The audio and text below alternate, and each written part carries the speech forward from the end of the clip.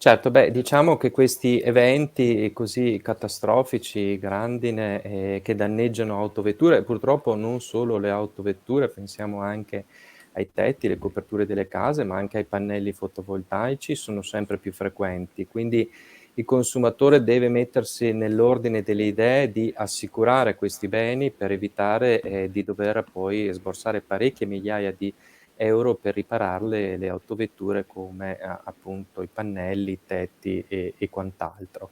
La preoccupazione che abbiamo è che, anche se c'è da dire che, per ora i prezzi, sembrano stabili, se in futuro questi eventi dovessero aumentare ancora di più, avere una frequenza più ridondante, è chiaro che, naturalmente potrebbero aumentare. Ad oggi mediamente, il costo di una garanzia di questo tipo, che è una garanzia naturalmente accessoria, non obbligatoria, ma da valutare, in maniera opportuna, la sua attivazione, si aggira intorno ai 150, 200 €. Chiaramente poi nella scelta bisogna stare molto attenti a quelle che sono le coperture, soprattutto alla franchigia, cioè quell'importo che comunque l'assicurato deve corrispondere alla compagnia in caso di eventi. Ci sono contratti che prevedono una franchigia 0, altri che prevedono una franchigia di qualche migliaia di euro e qui bisogna, fare delle ricerche di mercato, capire qual è più conveniente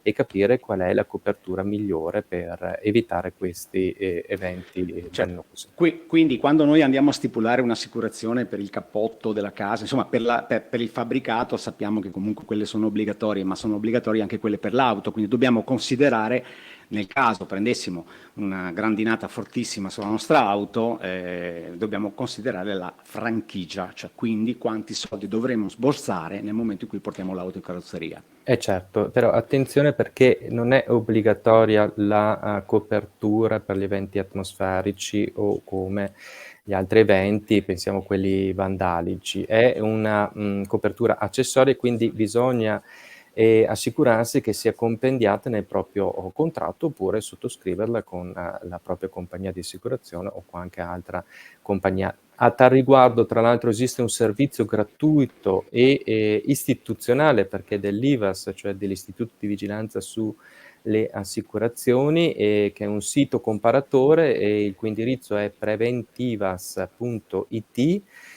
al quale ci si può collegare per trovare, naturalmente parliamo di copertura RC auto, quelle più vantaggiose e quelle che hanno come accessorio anche la copertura per i sinistri da maltempo, come anche gli altri sinistri. Grazie davvero a Davide Cecchinato, presidente di Consum Veneto. Buona giornata.